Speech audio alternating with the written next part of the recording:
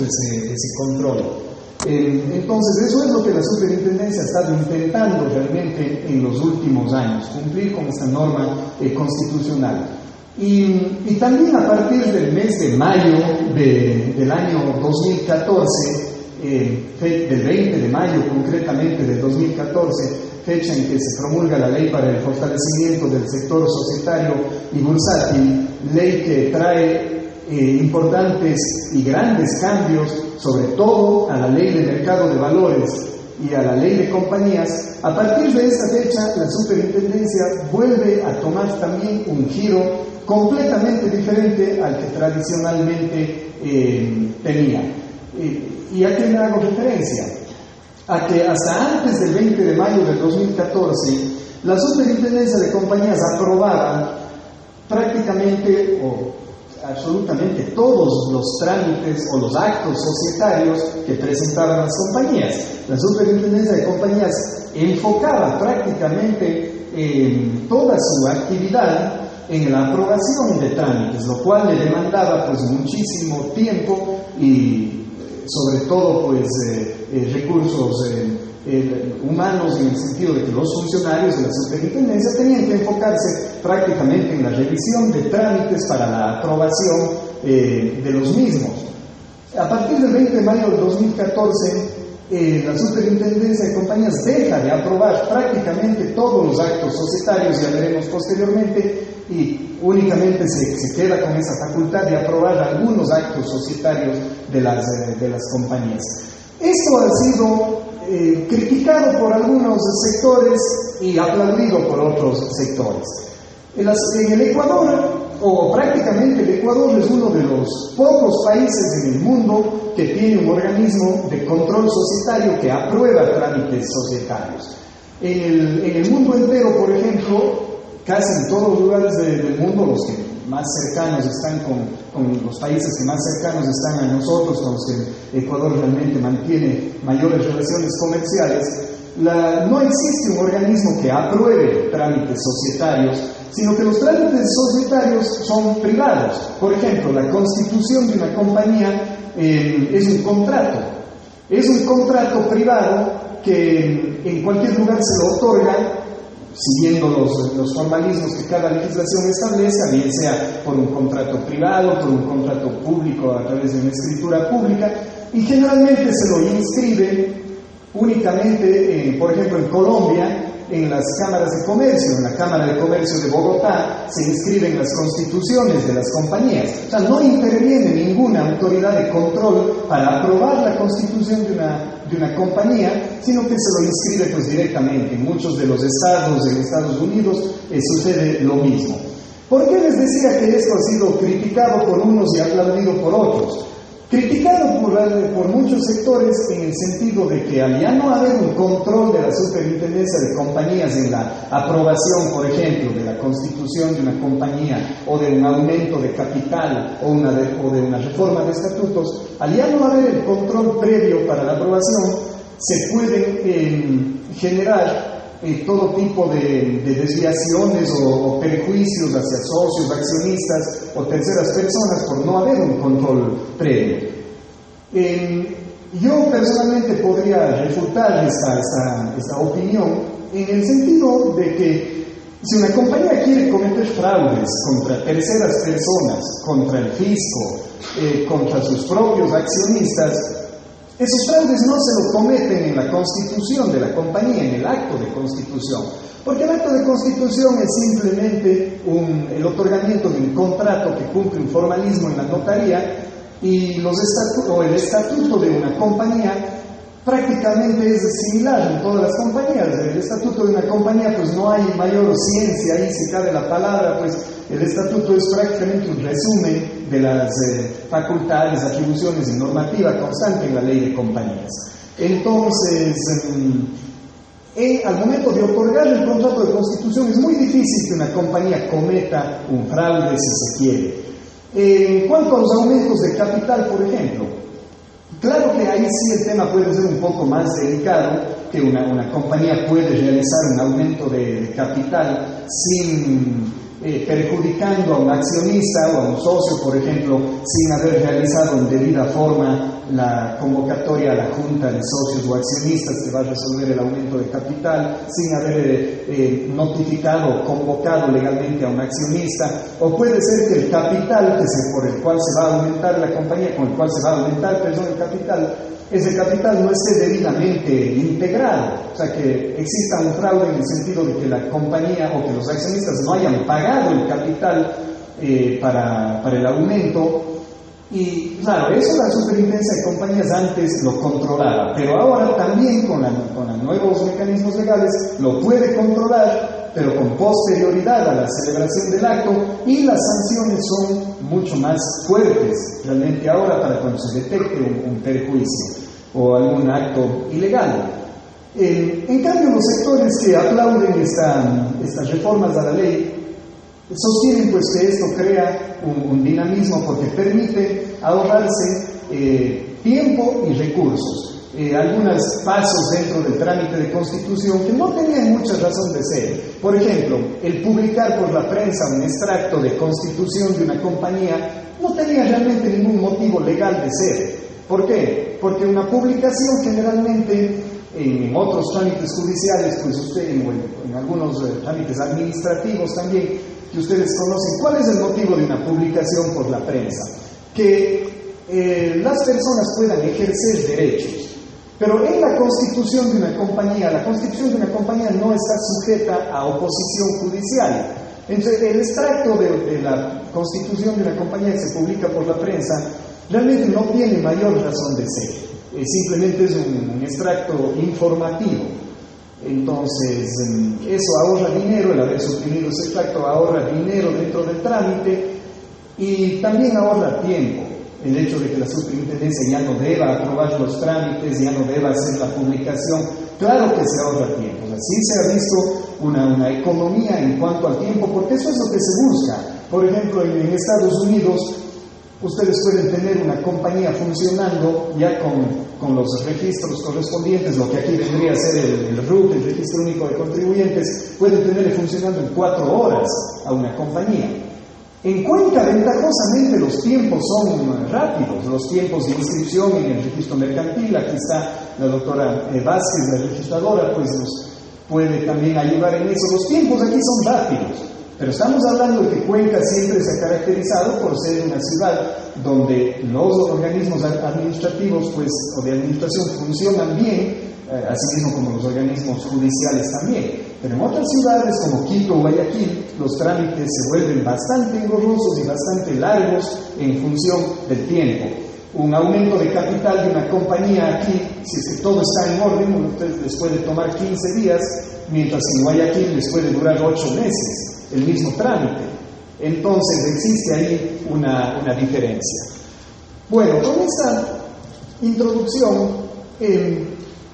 ya la persona que nos ayudó nos había indicado pues que de acuerdo a la Constitución de la República, la superintendencia de compañías, pues, o las superintendencias, no solo la de compañías, la Constitución hace referencia a todas las superintendencias pues, de bancos, de telecomunicaciones, de economía popular, de control del poder de mercado.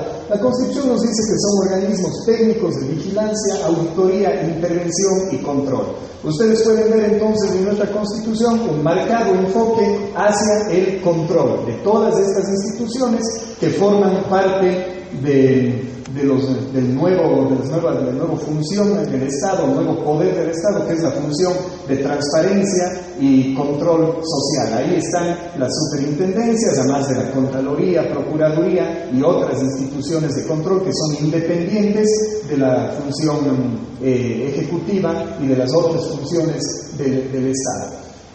La Constitución nos trae también algo muy importante. Nos dice que las superintendencias, como ustedes pueden ver, actúan de oficio o a petición de parte. Esto también es un avance en nuestra Constitución porque anteriormente, pues, y esto también ya está reformado actualmente en la nueva ley no nueva ley de compañías, sino en la ley de compañías reformada a partir de mayo de 2014, anteriormente ya habían algunos trámites o algunas compañías que solo podían ser controladas a petición de parte y no de oficio.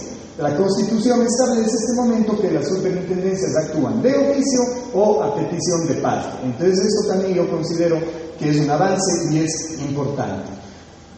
¿Dónde se encuentran las funciones y las atribuciones de la superintendencia de compañías? Ya si nos concretamos concretamente, más bien dicho, en el tema que a mí se me ha pedido compartir con ustedes.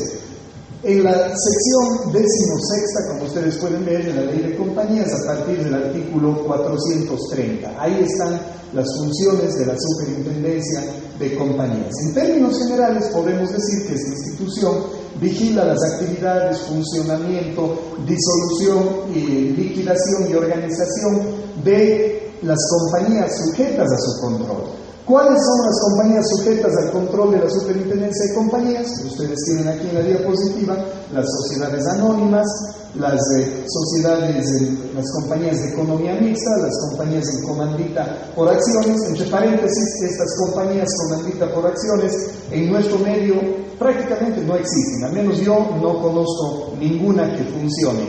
¿Por qué? Por una sola razón, porque en las compañías en comandita por acciones existen dos tipos de accionistas: los accionistas que aportan capital a la compañía y los accionistas que son administradores de la compañía. Los accionistas que son administradores de la compañía responden solidariamente con su propio patrimonio por las deudas de la compañía, mientras que los accionistas capitalistas, o sea, los que solo ponen capital en la compañía, ellos limitan su responsabilidad al monto de lo que aportaron. Son compañías que datan de la Edad Media, más o menos, son las primeras formas societarias, que en la actualidad no tienen razón de ser, porque nadie constituiría en este momento una compañía sabiendo que usted va a responder luego como accionista, va a responder con todos sus bienes en caso de que la compañía quiebre o tenga deudas. Entonces sería bastante absurdo. Por eso estas compañías no existen. Las compañías limitadas, que también son muy comunes en nuestro medio, las compañías extranjeras, toda compañía que vaya a cumplir una actividad económica en el Ecuador debe domiciliarse. Eso nos dice la Ley de Compañías. Las compañías también que están en el mercado de valores, es decir, las compañías que cotizan, que están inscritas en el registro de mercado de valores, que actualmente ya no se llama registro de mercado de valores, sino catastro público de valores, si es que no me falla el nombre, pero bueno, cambió.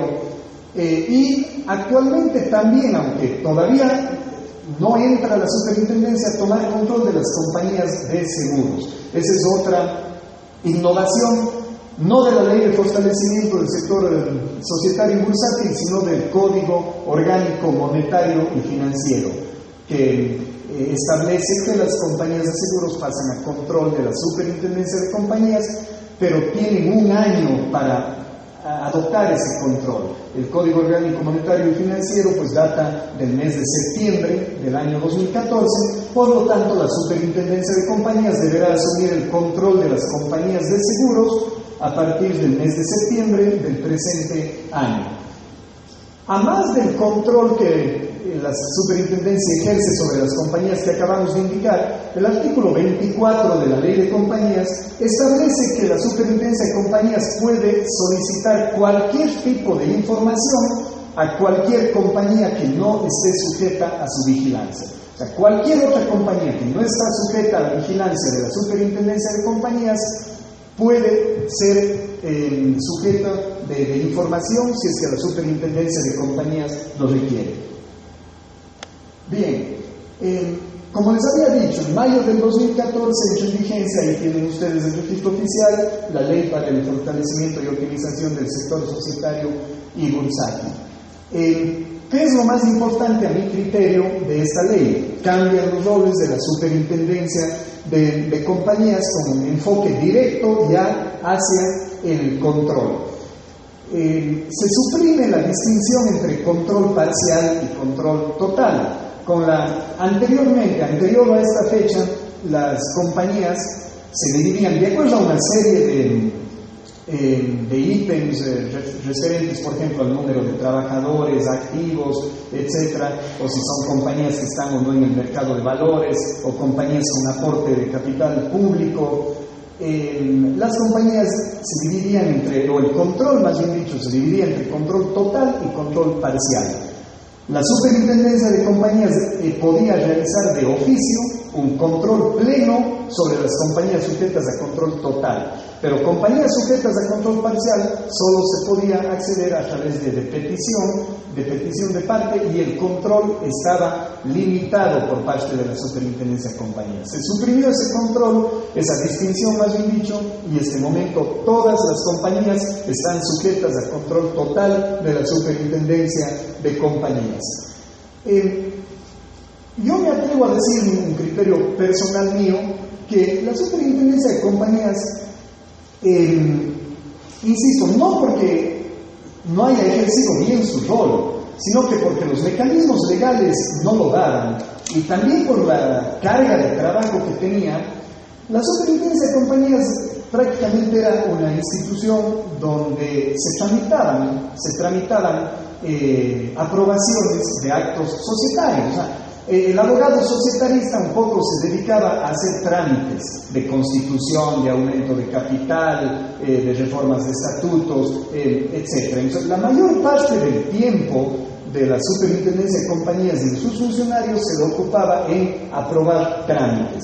Y dentro de esa aprobación de trámites, claro que existía un control, pero un control no muy profundo.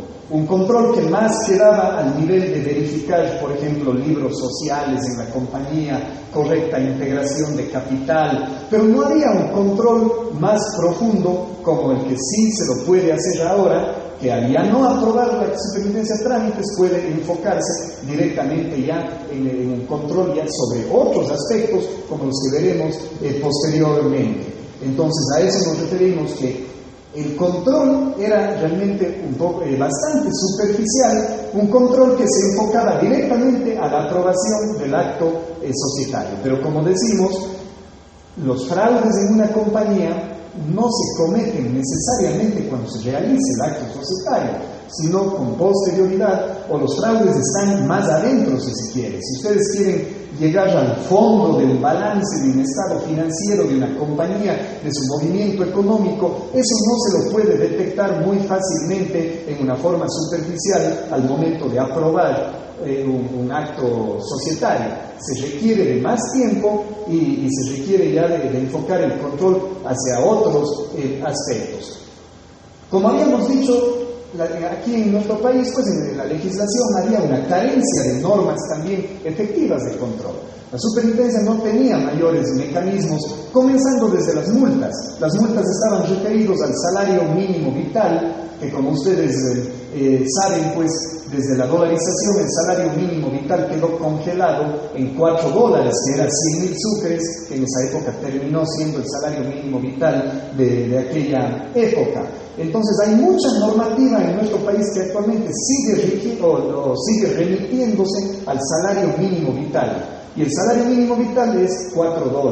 Entonces las multas eran realmente irrisorias, que al no afectar a las compañías no les importaban mucho las multas. Un ejemplo: si una compañía no presenta balances y la información que establece el artículo 20 de la Ley de Compañías, si la compañía no presenta esa información hasta el 30 de abril de cada año, tiene que ser multada hasta con 12 salarios mínimos vitales, decía antes la ley.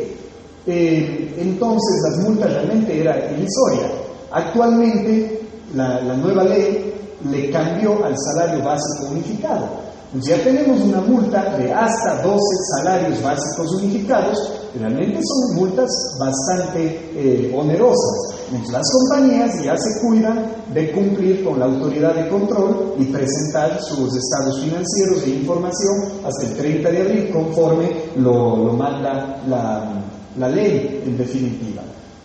Es lo que acabamos de decir justamente sobre el tema de las multas. Sigamos, por favor. ¿En qué se concentra entonces el rol de la superintendencia de compañías? En un control previo y un control posterior. El control previo, eso es lo que debemos distinguir. El control previo, con las nuevas reformas, ¿a qué hace relación? La Superintendencia de Compañías tiene en este momento la facultad, o la obligación, más bien dicho, pues no la facultad, de aprobar o negar. Obviamente, pues no solo va a aprobar, pues el trámite no puede ser aprobado, se lo negará. La Superintendencia de Compañías tiene en este momento la función de aprobar todos los actos societarios, o sea, constitución de la compañía y todos los actos posteriores, aumentos de capital, reformas de estatutos, etcétera, como hemos venido comentando. ¿De qué tipo de compañías? De las compañías que cotizan en el mercado de valores, todas las compañías emisoras de valores. De esas compañías la Superintendencia aprueba todos los actos. Las compañías holdings también, o las llamadas tenedoras de acciones, pero siempre y cuando hayan conformado grupos empresariales, también los actos que éstas realicen están sujetos a aprobación de la Superintendencia de Compañías.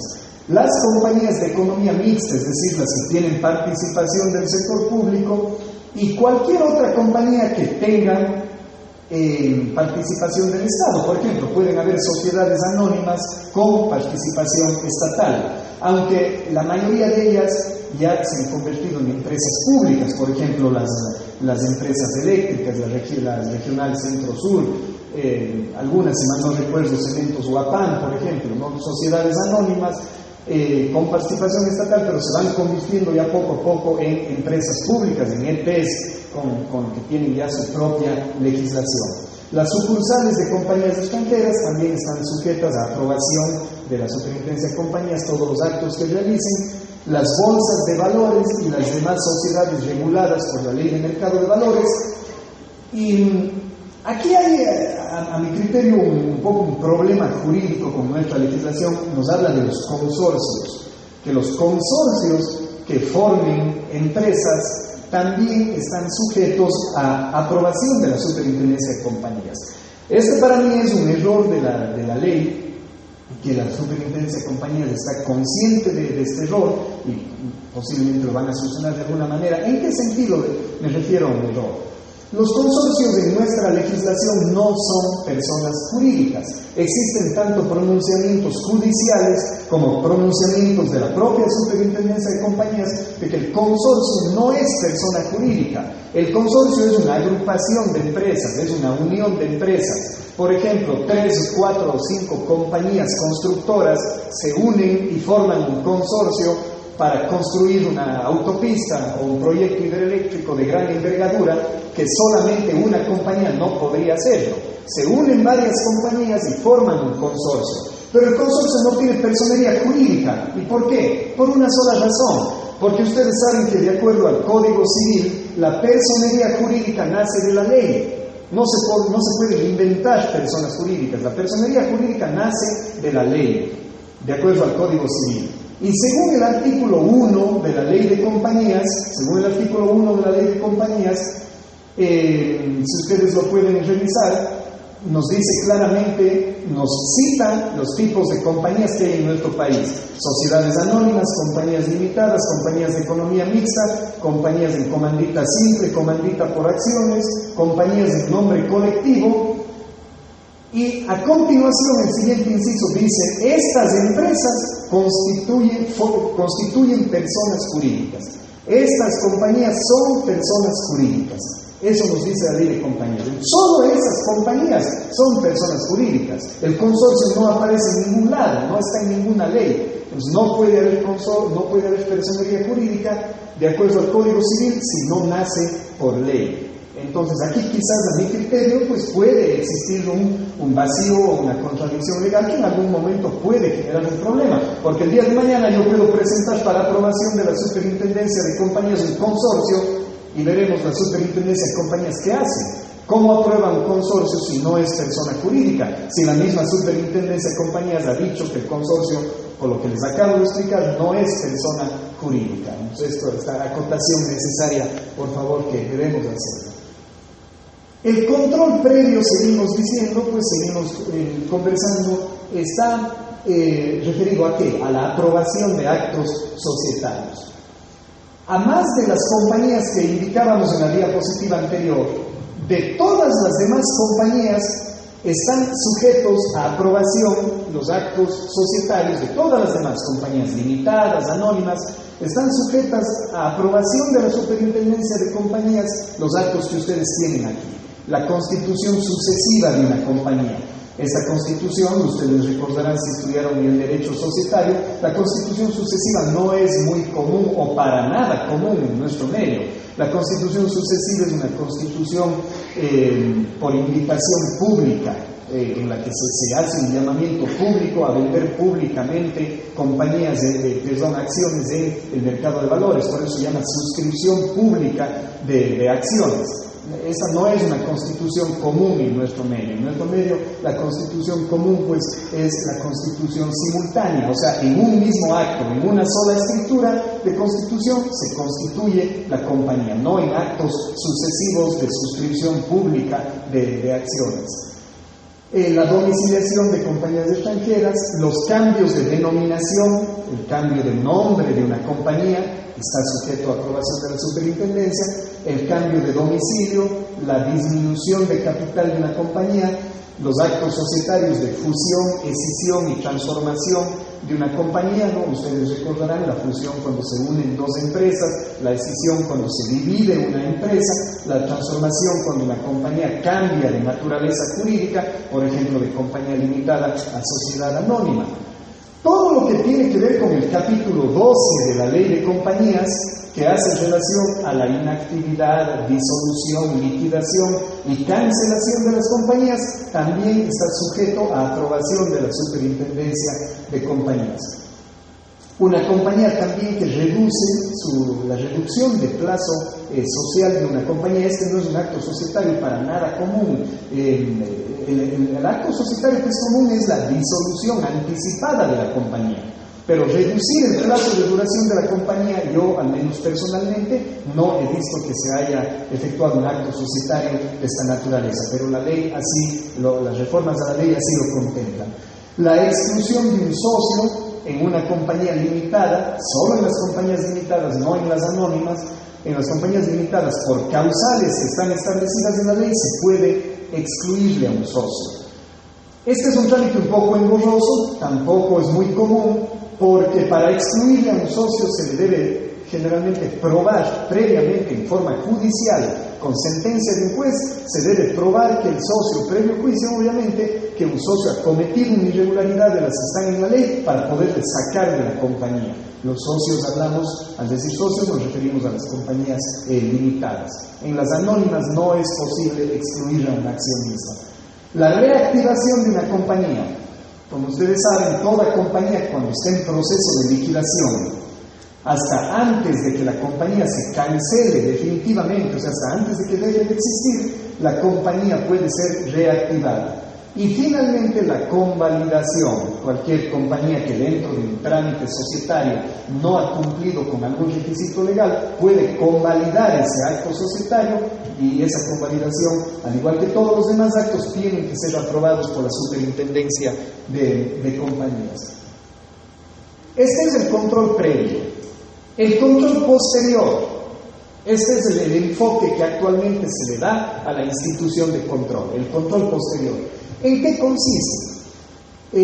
Principalmente el control posterior está enfocado hacia la constitución y aumentos de capital de una compañía, sobre todo para verificar que el capital de una compañía efectivamente haya sido pagado, esté debidamente integrado, tanto en la constitución como en el aumento de capital, y que en el aumento de capital no se haya cometido ningún perjuicio contra algún accionista, o sea, no se le haya menoscabado sus derechos de accionista o de socio. La ley de las reformas a la ley de compañías la llaman al control posterior, el control ex post, como ustedes pueden ver. Y este control está enfocado ¿a qué? Según las reformas a la ley de compañías. A verificar la integración de capital y verificar que los socios, en definitiva, cumplan efectivamente con pagar el capital. Que el capital de la compañía no sea ficticio, en definitiva. Porque si usted contabiliza el capital, esa contabilización debe ir a la mano de los respectivos ingresos bancarios, por ejemplo. Y si ese capital sale de la compañía, tiene que haber una contraparte contable de por qué salió y hacia dónde salió ese capital. Tenemos también el control de legalidad de los actos posteriores. Insistimos, reformas de estatutos, aumentos de capital, que esos actos societarios hayan sido resueltos debidamente por las juntas de socios o de accionistas y que se haya cumplido con los requisitos legales. El control ex post también de la superintendencia de compañías se refiere a verificar la situación activa y pasiva de la compañía. Sobre todo, que la situación activa y pasiva de la compañía sea real, que no sea ficticia. La verificación de los libros sociales, ustedes conocen, libros de acciones de accionistas, libros de juntas de socios y de accionistas, libros contables, por poner algunos ejemplos, también están sujetos a este control. También tenemos la verificación de la contabilidad de la compañía y de que los activos sean reales, y aquí hay una introducción la ley ha hecho realmente aquí algo interesante al establecer que la superintendencia de compañías también tiene que verificar que las utilidades declaradas para el pago a los trabajadores sean reales. O sea, que hay un control conjunto ya con el Ministerio de Trabajo. El abuso de la personería jurídica, para ir concluyendo, es también un aspecto muy importante que nos establece la nueva ley. La posibilidad de desprenderle a la compañía del velo societario, o sea, de su coraza de persona jurídica, para poder accionar contra los socios y accionistas de una compañía cuando hay fraude y perjuicio, esto no estaba legislado en nuestra legislación. Con estas nuevas reformas, en el Código de Procedimiento Civil se introdujo un juicio especial de levantamiento del velo societario. Bien, y finalmente, las sanciones. ¿Cuál es el poder sancionador de la superintendencia de compañías en caso de que en las revisiones que hemos efectuado se hayan verificado algún tipo de incumplimiento o ilegalidad? Esto es lo que generaba problemas porque la superintendencia no tenía muchas facultades coercitivas, si cabe la palabra. ¿Cuáles son las sanciones? La más importante en este momento y la más fuerte es la cancelación de un acto societario. Si la superintendencia de compañías verifica que un acto societario, como ya no aprueba previamente, si verifica en lo posterior que un acto societario se lo ha efectuado incumpliendo normas legales, ¿qué es lo que tiene que hacer la superintendencia? En primer lugar, notificar a la compañía para que subsane la irregularidad. Si la compañía no subsana la irregularidad, se cancela, se ordena al registro mercantil que cancele la inscripción del acto societario. Pero esa cancelación va de la mano de una multa de 10 salarios básicos unificados para cada uno de los accionistas. Todos los accionistas serán multados con 10 salarios básicos unificados si se cancela un acto societario. Y los otros tipos de facultad de sanciones o para ejercer un control efectivo que tiene la superintendencia de compañías, ¿cuáles son las otras facultades? Un control permanente a las compañías, ponerle a una compañía un estado de control permanente, la intervención de una compañía. Brevemente, no confundamos, a veces se cree que la intervención es una sanción. No, la intervención es una medida correctiva, temporal, que la superintendencia pone un interventor en una compañía para conseguir que la compañía supere sus irregularidades y siga funcionando. Es una medida que ayuda a la compañía, pero muchas veces aquí se le ve como una medida sancionadora y no es así.